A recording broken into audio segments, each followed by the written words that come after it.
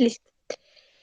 Bueno, buenas tardes, compañeros. Qué pena con ustedes, pero es que tuve algunos problemas de conexión, así que con mi compañera decidimos más bien grabar la exposición para que no hubiera ningún problema así de tiempo con ustedes. Bueno, el título de nuestro proyecto es Efectos de la habitación en hábitos para evitar contagio de COVID-19. Este proyecto fue elaborado por Lili Tatiana Echeverría Copa y quien les habla, Diana Sofía Díaz Barrera. ¿Puedes pasarla, por favor?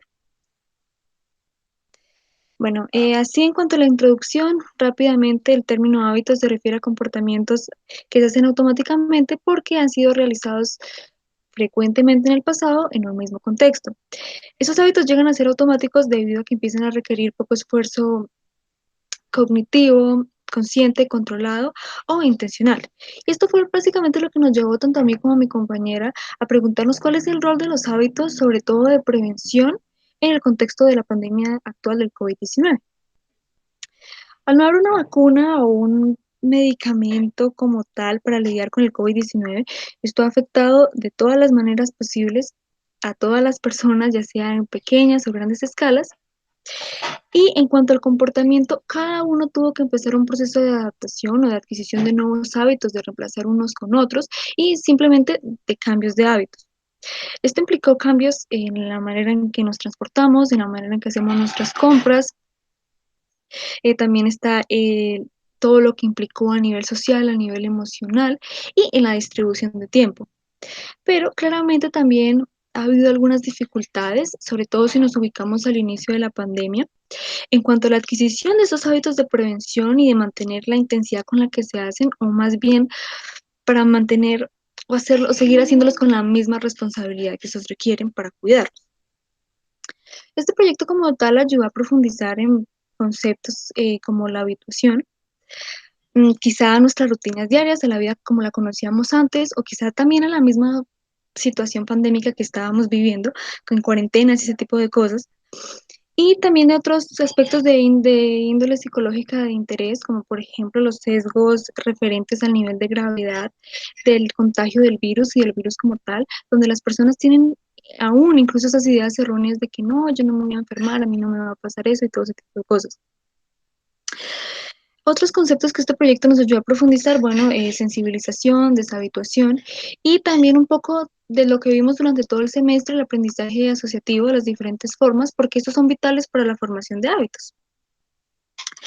En general, con este proyecto se pretendía comprobar si era posible generar procesos de sensibilización mediante el uso de una herramienta audiovisual de gran impacto en pro de originar unas mejores tendencias de autocuidado.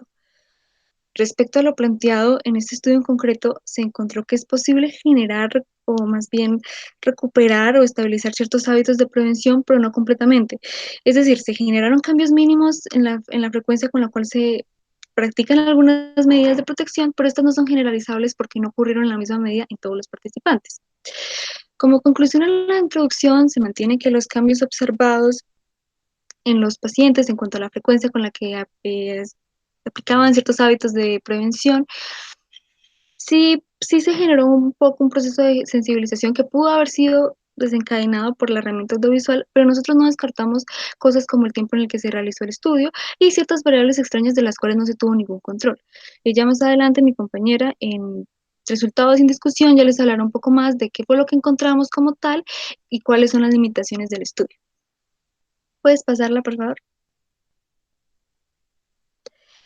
En cuanto a metodología, se optó por un diseño preexperimental, preprueba, posprueba, intrasujeto, donde todos los sujetos pasaron por las mismas condiciones en dos fases, la fase A y la fase B. Como fue un diseño preexperimental, tenemos que tener en cuenta primero que cuando escogimos a los participantes, esto no se hizo de manera aleatoria. También está el hecho de que no hubo grupo control y también que un diseño preexperimental realmente en estos tipos de diseño no se tiene un control tan riguroso de las variables extrañas. El experimento se llevó a cabo en sus dos fases con 5 sujetos, 4 mujeres y un hombre entre los 18 y 26 años de edad, de los cuales se sabe que las 4 mujeres se encontraban estudiando remotamente y el hombre se encontraba trabajando durante las semanas del estudio.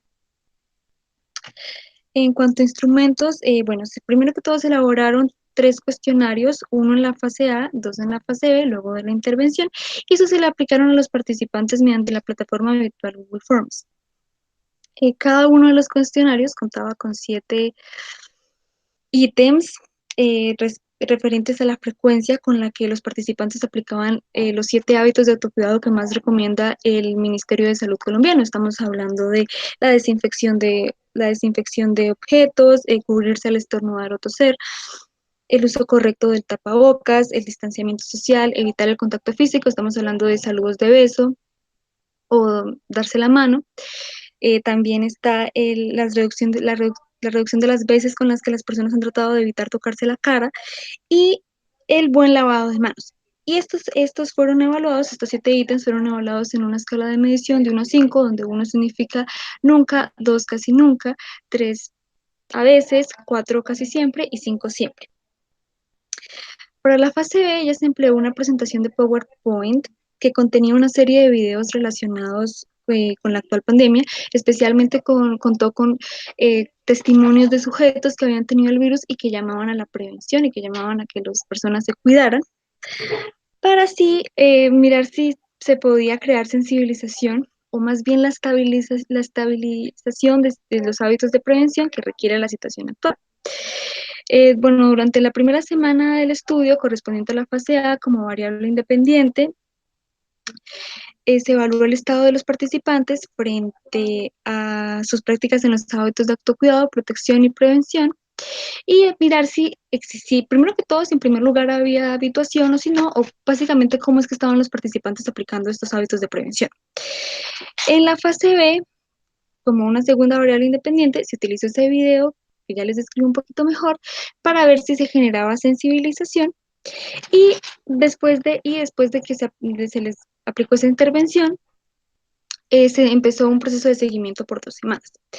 Después de la primera semana en que se les mostró este video, personalmente, las personas tuvieron que responder el segundo cuestionario para que nosotros pudiéramos mirar si realmente pasó algo con la intervención o no, qué fue lo que sucedió.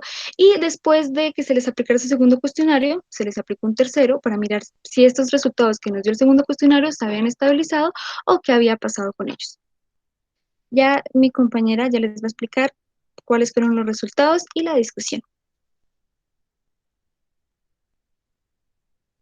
Oh, bueno, antes de eso, aquí están algunas fotos ahí rápidamente del primer cuestionario, el segundo cuestionario, el tercer cuestionario, y ahí también pueden ver cómo era la plantilla de PowerPoint donde estaban los videos que se les mostró a los participantes. Ahora sí, Tatiana, ya puedes empezar. Qué pena. Vale, gracias. Bueno, entonces, continuando, estos fueron nuestros resultados generales. De acuerdo a los datos obtenidos, se identificó que existe una mayor dificultad para adoptar algunas medidas de autocuidado y prevención que otras. Particularmente, se encontró que medidas como el distanciamiento social, el evitar el contacto físico al saludar, el lavado de manos y el uso del tapabocas son aquellas medidas que se practican con una mayor frecuencia. Y bueno, como ustedes pueden observar, son las 4 medidas que puntúan ya en esta segunda fase de intervención. Con respecto a las puntuaciones por cada participante, se observan en siguientes gráficas. Una corresponde a los resultados del cuestionario y la otra pues, es la gráfica final del cuestionario 3. Entonces, se encontró básicamente lo siguiente. Inicialmente se observó que los sujetos llevaban a cabo estas 7 medidas con una frecuencia que se encontraba entre a veces, es decir, 3, y casi siempre 4, siendo el uso del tapabocas la medida que más se cumple con una mayor frecuencia. Ahora, después de aplicar la intervención de la fase B, se evidencia ciertos cambios por parte de los sujetos en cuanto a ciertas medidas preventivas frente al COVID. Entonces, vuelvo a la tabla 2. Entonces, bueno, como se observa, hubo una mejoría en general en cuanto a la frecuencia con la que se practican estas 7 medidas, Como ustedes pueden ver, el promedio total aumenta con respecto al resultado anterior antes de la intervención. Se pasa de un 3,6 a un 3,9 y lo que se notó aquí es que hubo una mejoría en el distanciamiento social, la evitación del contacto físico y el lavado de manos. Entonces, con respecto a otros aspectos en cuanto a la frecuencia en el uso del tapabocas, el cubrirse al estornudar y el evitar tocarse la cara se mantuvieron en una escala constante. No hubo cambios significativos a resaltar. Entonces, la intervención realizada en la fase B tuvo algunos efectos en determinadas medidas. A nivel de cambios por participante, que bueno, se ven en las gráficas, se observó lo siguiente, que la persona 1 mejoró en el distanciamiento social y la evitación del contacto físico al saludar, pero en los demás no tuvo ningún cambio, siguió con las mismas puntuaciones. La persona 2 mejoró en cuanto a la limpieza de objetos, el distanciamiento social y la evitación del contacto físico al saludar, pero disminuyó en la frecuencia con la que se cubre al estornudar. La persona 3, por su parte, mejoró en el lavado de manos y en las demás medidas no tuvo ningún cambio.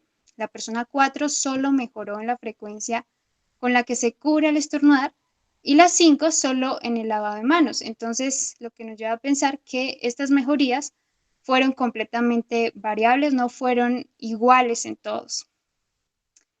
Bueno, finalmente, en cuanto a conclusiones y discusión, los resultados indican que primero los participantes pudieron haber sido víctimas de la habituación, de esa falta de respuesta a estímulos que en principio son perceptibles y que es causada por la exposición repetida. Y esto de acuerdo a que en el primer cuestionario los resultados no fueron tan altos como se esperaría después de aproximadamente 5 meses de pandemia y de cifras sobre contagios y muertes cada día más alarmantes.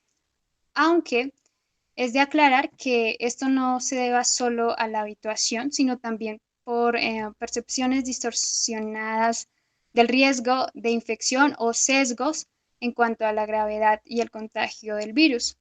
Y en segundo, que la intervención cumplió con su objetivo de generar la recuperación o la sensibilización de algunos hábitos, no todos, tal como se evidencia al comparar los resultados del segundo y tercer cuestionario con los del primero, pero teniendo en cuenta que no ocurrió en la misma medida en todos los sujetos y que no fueron cambios drásticos. Por otro lado, los hallazgos son congruentes con la información encontrada sobre la formación de hábitos para evitar el COVID-19 y especialmente en cuanto al hábito de evitar tocarse la cara, que es uno de los más difíciles de implementar. En cuanto a la mejoría de algunos hábitos, como fue el distanciamiento social, la evitación del contacto físico al saludar y el lavado de manos, puede ser explicada en parte por la sensibilización generada por los audiovisuales mostrados, precisamente porque, bueno, como ya sabemos, los efectos de la habituación en el comportamiento ocurren porque deja de haber novedad o por efecto de repetición de eventos del ambiente, claramente cuando el organismo está en toda la capacidad de responder. Entonces, lo que se buscaba era que a través de un proceso de sensibilización se generara un aumento en la respuesta del sujeto, en este caso en aumentar la frecuencia con la que practica estas medidas, dado por la novedad del estímulo, de recordarle o hacerle notar las consecuencias del COVID-19. Pero no descartamos que estas mejorías también se deban a la influencia de otros factores, como por ejemplo, pues, que mejoraran a medida que avanzaba la cuarentena y por la imposición de reglamentos que los exigían obligatoriamente. Ahora, como se pudieron dar cuenta, ocurrió una disminución en la frecuencia promedio total una semana después de la intervención. Como se evidencia, se obtuvo finalmente un promedio total de 3,8. Y esto se puede explicar posiblemente por una recuperación espontánea de la habituación, la reaparición o incremento en la fuerza de una respuesta habituada anteriormente después de un breve periodo en el que ya no se presenta el estímulo. Y bueno, ya para terminar, es importante aclarar que aunque en esta investigación fue posible tener un punto de referencia inicial para determinar cómo estaba el grupo de estudio antes de la aplicación de la fase B, y también se pudo hacer un seguimiento de los participantes una semana después de la intervención, es claro que existen algunas limitaciones a resaltar. Primero, este estudio fue realizado meses después de que se decretó la cuarentena en Colombia y algunos hábitos de prevención se volvieron obligatorios como el uso del tapabocas, el lavado de manos o el distanciamiento social. Por tanto, nos fue imposible conocer el estado de los participantes durante dicho periodo de adaptación, cuando fue reciente, lo que nos llevó a no establecer una relación de causalidad total porque no hubo control absoluto de variables extrañas. Además, es de tener en cuenta que pudieron ocurrir otros acontecimientos capaces de generar cambios durante el periodo de medición. Um, lo cual pues futuras investigaciones deben abordar de una manera más rigurosa y es posible que puedan encontrar datos y conclusiones que sustenten una relación más válida entre cómo el aprendizaje y sus diferentes tipos han influido en la manera en que los seres humanos han tratado de adaptarse ante situaciones pandémicas. Y esto a través de seguimientos más largos e intervenciones rigurosas y con un mayor control de variables extrañas que puedan alterar los resultados. Entonces, esto fue en general nuestro estudio. Muchas gracias.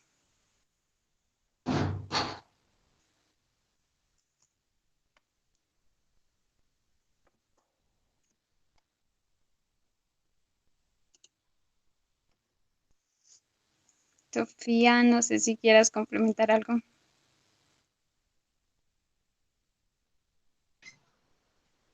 Bueno, la verdad es que sí, y qué pena de verdad por pues por los inconvenientes. Este fue nuestro proyecto como tal y bueno, sí, básicamente lo que dijo mi compañera, que esperamos que esto pueda servir en un futuro para prevenir unos mejores hábitos de prevención para cuidarnos, porque realmente ninguno de nosotros está exento al virus, pero sí hay maneras de protegernos de este. Así que realmente muchas gracias por su atención. Gracias a todos.